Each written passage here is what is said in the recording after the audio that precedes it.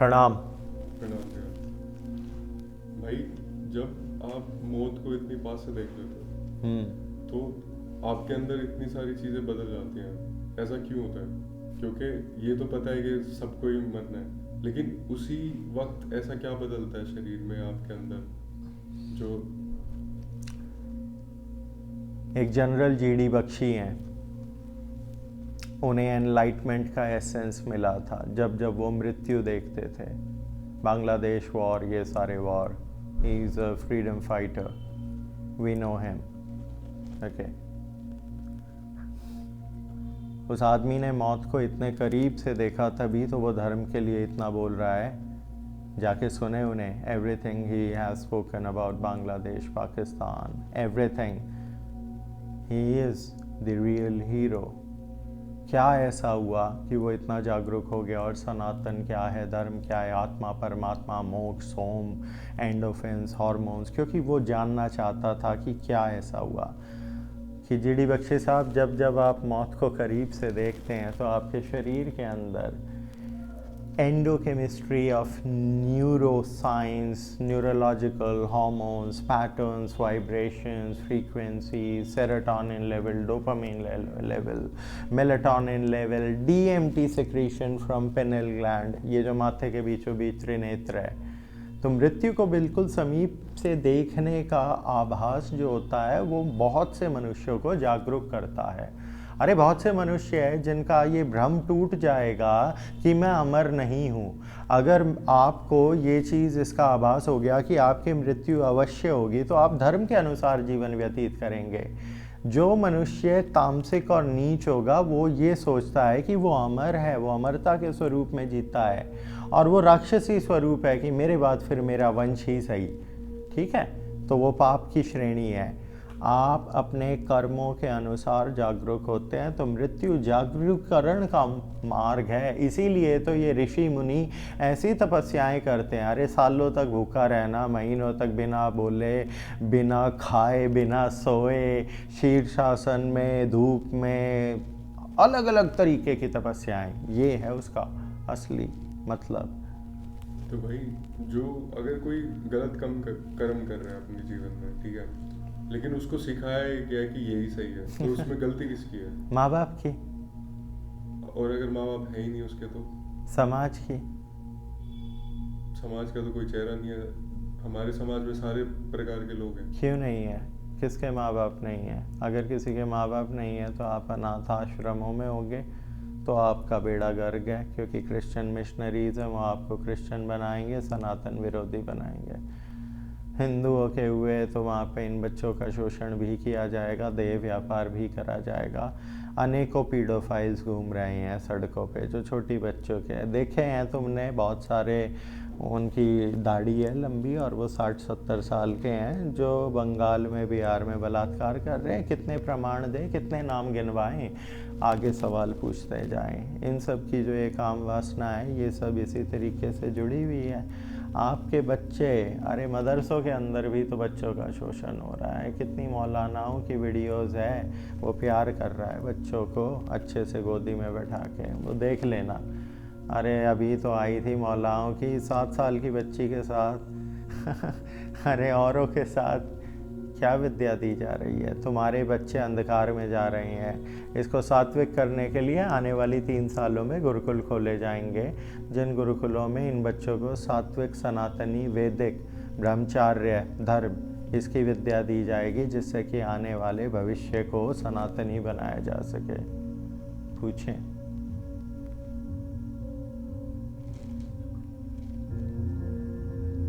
भाई, फ्यूचर देख सकते हो?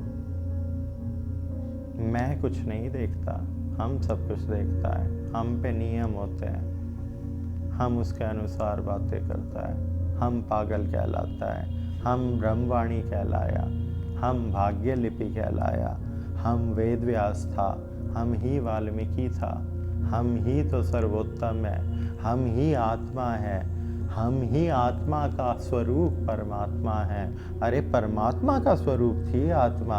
अरे मूर्ख, ये दोनों एक ही हैं। जब तुम इस विद्या को देख पाओगे, जान पाओगे, तो हमको उस हम से जुड़ा हुआ पाओगे। तो मैं भी हम है, तू भी हम है, थम भी हम ही हम है, और कुछ नहीं है। यही तो बारबरिक कहना चाह रहा था जब गांधारी ने पूछा औरों ने पूछा कि कौन था सर्वश्रेष्ठ योद्धा, तो बारबरिक बोला कौन क्या, मुझे तो सिर्फ कृष्ण ही दिखा।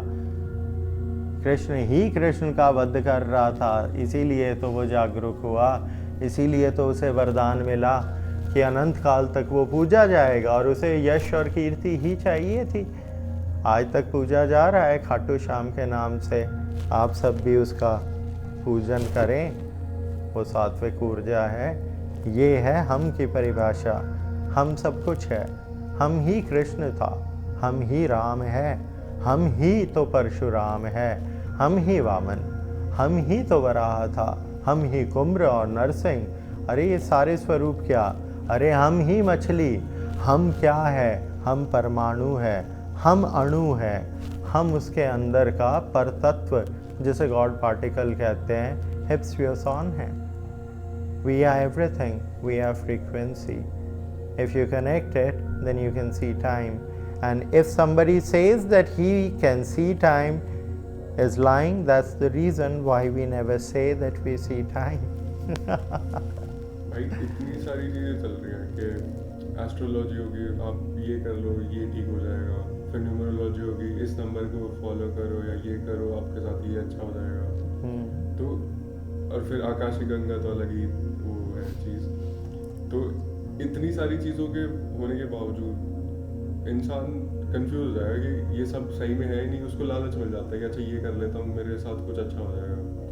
पर क्या कुछ सही में काम करता है या सिर्फ कर्म होता है? ये जो तुम कर रहे हो चीज़ें, अगर ये धर्म के अनुसार किए हुए कर्म है तो इसका पुण्य मिलेगा, तो फल भी मिलेगा। इस लीला को समझे। इसके परे क्या है, इसके परे सर्वश्रेष्ठ कर्म है। सबसे ऊंची विद्या क्या है, गीता है। गीता में क्या सिखाया गया था, सांख्य योग, कर्म योग, भक्ति योग, ज्ञान योग। अरे कर्म तो उस लीलाधर कृष्ण को भी करने पड़े थे। कंस का वध करा, मामा था वो उसका। उसके पश्चात शिशुपाल का वध करा, भाई था उसका। उसके पश्चात बलियां देनी पड़ी, अभिमन्यु की, बारबरिक की। ये सब कृष्ण ने किए, तो ये कर्म थे ना। तो कर्म तो जब परमात्मा को भी अवतार रूप में करने पड़ते हैं तो तुम्हें नहीं करने होंगे क्या? उन कर्मों को तुम कैसे करते हो? सात्विक, सत्वगुण, निष्काम कर्म योग के अनुसार या स्वार्थों के अनुसार? स्वार्थ के लिए दान करा कि मैं इस भिखारी को 1 रुपया दूंगा तो वो 10 लाख देगा, वो तो गाना है, बॉलीवुड का फसाना है, वो तो ड्रामा है। सत्य ये है कि आपके कर्म सर्वश्रेष्ठ प्रधान है और आपकी भक्ति। आप जितनी भक्ति करेंगे, जितनी तपस्या करेंगे, जितना योग करेंगे, उतना आप उस पर ब्रह्म की ऊर्जा से जुड़ते जाएंगे और आपके ज्ञान योग के चक्षु खुलते जाएंगे और आप स्वयं उस हम से जुड़ जाएंगे। ये त्रिकाल दर्शन इतना आसान है पर कठिन भी, क्योंकि तुम माया से बंधे हुए हो। जो इस महामाया का त्याग करेगा वही समय देख पाएगा वत्स। पर भाई इनका अस्तित्व क्या है, न्यूमरोलॉजी और एस्ट्रोलॉजी का? नंबरों का क्या अस्तित्व है? गिनती है ना। गिनती किस चीज़ की है? समय की है ना, सेकंडे है ना, घंटे है ना। वही तो दिन बनते हैं, वही तो महीने बनते हैं, वही तो साल बनती है, वही तो हिस्ट्री बनती है, इतिहास बनता है। न्यूमरोलॉजी इतिहास को समझने की विद्या है, लेकिन न्यूमरोलॉजी तो एक अंश है कि नंबरों से तुम कैसे चीज़ों को संग्रहित और जोड़ पाओगे। न्यूमरोलॉजी के पीछे की विद्या एस्ट्रोलॉजी है। क्यों? क्योंकि नंबर्स को इजाद करा गया था नक्षत्रों को समझने और पढ़ने के लिए कि मौसम कैसे आते हैं। अरे सावन का मौसम आएगा तभी तो फसल होगी, फसल होगी तभी तो त्यौहार होंगे, त्यौहार जुड़े हुए थे। ये जो त्योहारों के मुहूर्त हैं ये कॉस्मिक साइंस है। 50 रुपए की पंचांग है, समझे तो परमेश्वर का ज्ञान है, ना माने तो अंधविश्वास है वत्स।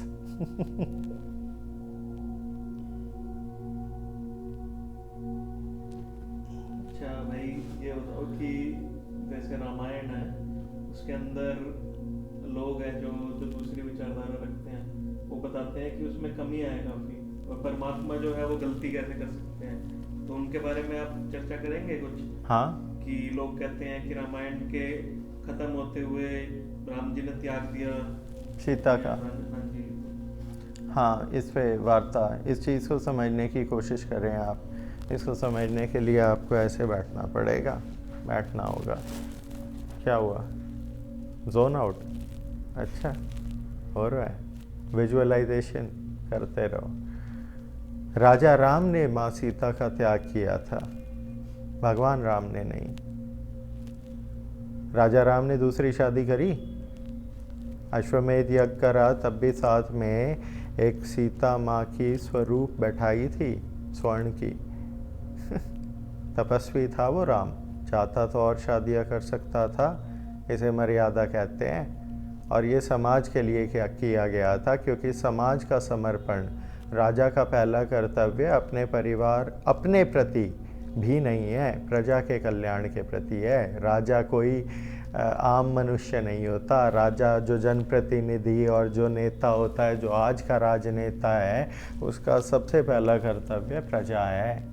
और आज के नेता छल कपट करते हैं बस। तो राजा राम आचरण से बने। रामायण को पढ़ने के लिए पहले आपको संस्कृत आनी चाहिए। मैक्स म्यूलर और लॉर्ड मकॉले वाली से तो समझ पाएंगे नहीं। इंटरप्रिटेशन में ढोल नाई औरत सभी पीठ के बजाई, इसका भी मिस इंटरप्रिटेशन मिल जाएगा। ये सब ड्रामे हैं। तुम्हें विद्या ग्रहण करनी ही नहीं है, तुम्हें खोट निकालने हैं। क्योंकि विद्या ग्रहण करने के लिए पहले तुम्हें संस्कृत आनी चाहिए। राम है, राम का अस्तित्व क्या है, राम से पहले प्रकृति क्या है।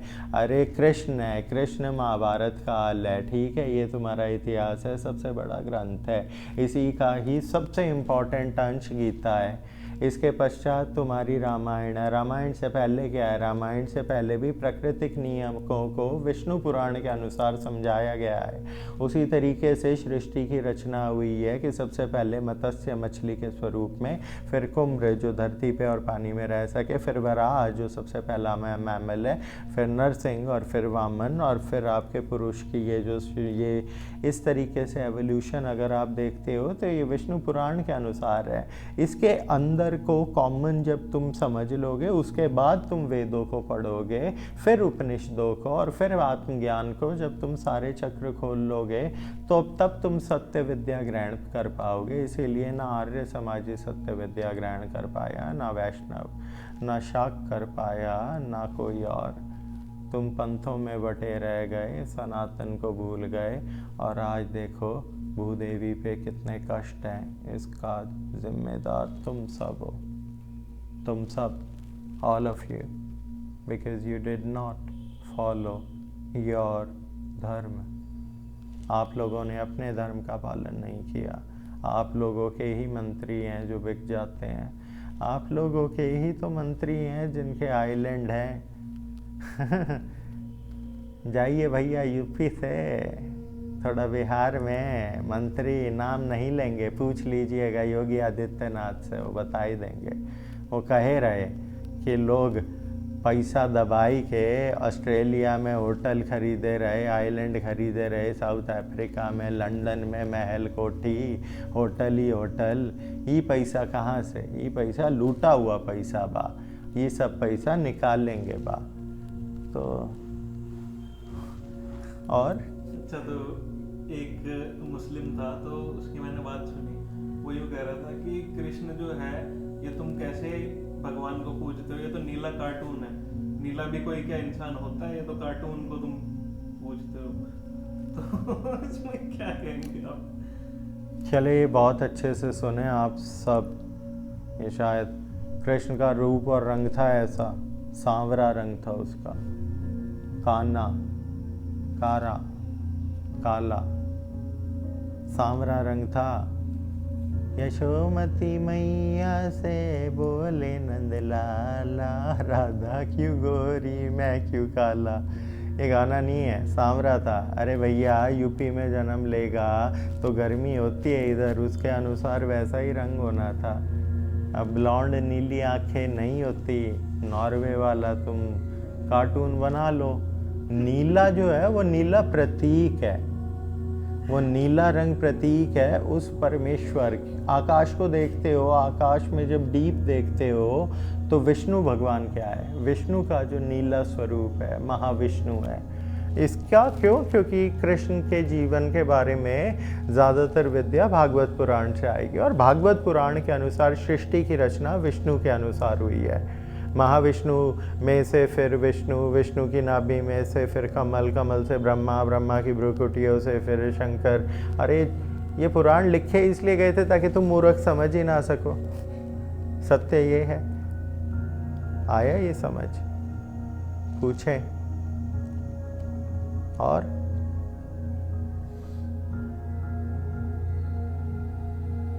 अच्छा, आप वो बता रहे थे काकभूषुंडी की कहानी बता रहे थे, उसके बारे में काकभूषुंडी की कहानी इस स्वरूप में है कि काकभूषुंडी एक सुपर फ्रीक्वेंसी एंटिटी है जो एक कौए का रूप धारण कर सकती है, और ये जो डायमेंशंस है 14 इन्हें ट्रैवल कर सकती है और इससे बाहर जा सकती है। तो काकभूषुंडी अमर है। उन्होंने अनेकों रामायण और महाभारत देखी है जिनमें अलग अलग परिणाम और ये सब और रूपांतरण रहे हैं। ठीक है, वो काकभूषुंडी है। उसे हम प्रतीत करते हैं कौए से, इसीलिए नॉर्डिक कल्चर में भी कौए को समय और मृत्यु से जोड़ा गया है। तुम्हें जिन औरतों को विच बोल के मारा उनके साथ भी कौए को जोड़ा गया है। कौए का जो स्वरूप है, अरे पितरों में तुम कौओं को क्यों भोजन कराते हो? क्योंकि ये वो चीज़ है कि इसका जो अंश है, जो पुण्य है, वो पितृलोक तक जाएगा। बिकॉज कौआ मैनिफेस्टेशन के अनुसार हमारे पुराणों में इस तरीके से लिखा गया है कि ये समय के अंदर आ और जा सकता है।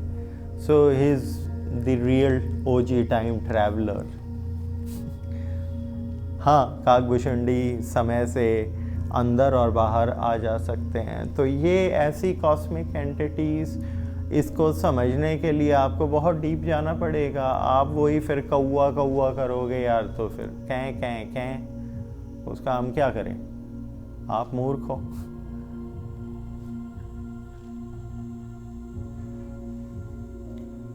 भाई जानवरों से बात कर सकते हैं? और क्या? कैसे? इमोशंस, करुणा जानवरों से। चल ठीक है, एक गूंगा है, गूंगा भूखा है तो वो कुछ रिएक्ट करेगा ना। गूंगे को अगर दुख है तो वो रो रहा है, मूर्ख, बोल ही तो नहीं सकता, रो तो सकता है। ये सब क्या है? ये एक्सप्रेशंस की बोली है। आपके बोलने, हमारी वाणी, हमारे हाथ, हैंड एक्सप्रेशंस, ये सब, you do not need language to understand emotions। कोई खुश है तो वो किसी भी भाषा को बोलता हो, वो हंसेगा, स्माइल करेगा। अरे क्यों आचार्य प्रशांत बनवा रहे हो हमें? ये फिलॉसफीज हैं आचार्य प्रशांत, प्रणाम। अभी हमें पता चला है कि आपके नंबर पे कॉल करते हैं तो आप पैसे मांगते हो, और आप इतने अच्छे हो कि किसी के पास पैसे नहीं है तो उसकी 6 महीने की EMI बना देते हो। ये कर रहे हो आप। इस तरीके से आप सनातन और धर्म का प्रचार करोगे। अगर सच में सनातन का प्रचार कर रहे हो तो व्यापार क्यों कर रहे हो? जाके दारू पी ले और सिगरेट पी ले अपनी लड़की स्टूडेंटों के साथ। ठीक है? हाँ, फिर गालियां देंगे आपके शिष्य, ब्रो तुम जानते ही क्या हो गीता के बारे में? अबे वो गधा भी नहीं जानता है, वो काल्की को नहीं मानता। अरे काल्की को नहीं मानता तो कृष्ण को क्या मानेगा? और कृष्ण के मुंह से निकली गीता किस काम की अगर तू राम को ना माने? राम किस काम का अगर विष्णु पुराण को ना माने? विष्णु पुराण किस काम के अगर तू वेद को ना माने? वेद किस काम के कि उपनिषदों को ना माने? और उपनिषदों में तू आत्मज्ञान ग्रहण करेगा कि तू उस परमेश्वर का अंश है। तो उपनिषदों के 4 प्रमुख जो अंश है, तत्वमसि, अयम ब्रह्मास्मि, तत्व, प्रजननम, सनातनम, परमात्मा नाम, सब कुछ परमात्मा और आत्मा है। ये जब विद्या ग्रहण कर लेगा तभी तो असली आइडेंटिटी पता चलेगी। पर तू बेच अच्छे से प्रोग्राम, आचार्य जी नाम में आचरण राक्षसों का, पिए दारू तू अपने नीट मार मार के, सिगरेट जलाएं तेरी शिष्याएं, और तू अपने आप को ब्रह्म ऋषि कहलाने के लिए ध्रुव राठी के साथ कोलैब करके दिखाए। कमाल कर रहा है, हैं? बहुत बकवास हो रही है। क्या है तुम्हारी जिंदगी, क्या है? हाँ पार्थ, पूछें। अच्छा, ये बताएं कि कुछ लोग कहते हैं कि भगवान शंकर ने अपने ही पुत्र का जो है वो त्रिशूल से सिर का वेदन कर दिया, उन्हें क्या पता नहीं था वो त्रिकालदर्शी हैं। और अरे भाई, एवरीबडी हैज अ पर्पस। तुम नहीं समझ पाए कि और एक गजराज का सिर कैसे लगा दिया उनके ऊपर। गजराज का सिर इसलिए लगा दिया क्योंकि तुम उसके जो पुराण का जो स्पिरिचुअल मीनिंग है, दैविक मीनिंग है, ये सारा तुम नहीं समझ पाए कि गजराज इस कथा का जो मेन मीनिंग है वो तुम नहीं समझ पाए। अरे शंकर त्रिकालदर्शी है, लेकिन उसे लीला और ये काल के अनुसार तो चलना है ना। अरे विष्णु के सारे अवतारी कालों के अनुसार हुए हैं। अरे भगवान राम सतयुग में पैदा क्यों नहीं हुए, या कृष्ण तुम्हारा सतयुग में मछली बन के क्यों नहीं तैरा? ये मूर्खता ना त्याग दें। आप लोगों को नहीं पता तो नहीं पता, क्या करें, आप बेवकूफ़ हो। जब तक आप समर्पण नहीं करोगे उस योगेश्वर कृष्ण के प्रति, हम आपका कुछ भी नहीं कर सकते। उसके प्रति समर्पण, ईष्ट के प्रति, कृष्ण ही तो काल की है। इसे मानने वाला ही तो समय को समझ पाएगा, वही तो पहले पुराणों को समझेगा, आस्था ग्रहण करेगा। जब आस्था हो जाएगी पूर्ण, तभी तो तुम तत्व ज्ञान, वरना ऋग्वेद के अंदर जो मंत्र हैं और ऋचाएँ हैं वो समझाने बैठ जाएं तो तुम्हें कुछ समझ ना आए, और फिर गुरु अपने मंत्रों के उच्चारण रटाए जाए। ऐसे ही तो तुम अपने स्कूलों में पढ़ाई करते आए। गुरुकुल तुम्हारे अंग्रेजों ने जलाए, अंग्रेजों ने तुम्हारी सभ्यता को खंडित करके दिखाया, उससे पहले मुगलों ने आतंक मचाया, उससे पहले जाओगे तो पूरी हिस्ट्री यहीं जानोगे क्या। और ज्ञान ले लो पार्थ। अच्छा, ये बताओ कि जैसे कोई चित्र देखते हैं तो उसके अंदर काली माता जो होती है, उनके नीचे भगवान शंकर होते हैं कभी कभी, तो इसका क्या महत्व, क्या स्पिरिचुअल मीनिंग है? इसका स्पिरिचुअल मीनिंग है कि शिव और शक्ति एक हैं, अर्धनारीश्वर है। अरे भगवान शंकर का आधा अंश शिव है और शक्ति आधा अंश आदि शक्ति है। इनका जो अंश जुड़ा पुरुष और प्रकृति, ये मैस्कुलिन और फेमिनिन एनर्जी हैं। शिव और शक्ति, इसका original scientific meaning dark matter और डार्क एनर्जी है। तुम्हारे लिए इसका मीनिंग शिव और शक्ति है। शिव के अंदर जब शक्ति का आचरण, शिव मतलब पंचमहाभूत, ये जो शरीर है प्रकृति, इसके अंदर जब शक्ति जो जागरूक है, कुंडलिनी ऊर्जा जो तुम्हारे सबसे नीचे मूलाधार चक्र से उठ के सहस्रार तक जाएगी और तुम्हें शिव और शक्ति का वास्तविक अर्थ समझाएगी पार्थ। आम मनुष्य ये नहीं समझ पाएंगे, पर आप लोग इस समय तो समझ ही लोगे। बाकी देखते हैं और पूछें। तो भगवान शिव नीचे के होते हैं, उनके पैरों के नीचे समर्पण है वो। काली को, रुद्र काली जब क्रोध में थी तो उसके क्रोध को शांत करने के लिए तो ये लीलाएं हैं। शिव पुराण पढ़े, शिव पुराण को सच्चे मन से जब आप पढ़ेंगे तो आप जान पाएंगे कि माँ काली, आदि शक्ति, इनके जो 10 महाविद्याएँ जिसका प्रचार करके लोग आजकल पैसे बनाए, असल में तांत्रिक विद्या का कह गहना आए, गली गली जाके पैसे दे के पॉडकास्ट करके दिखाएं। चलिए पार्थ, कोई नहीं, प्रचार है, होने दीजिए। लेकिन राहु है, वो देख लेगा आप सबका, क्या करें। और पूछें। बस संपन्न। आप सब भी सनातन का पालन करें। प्रणाम।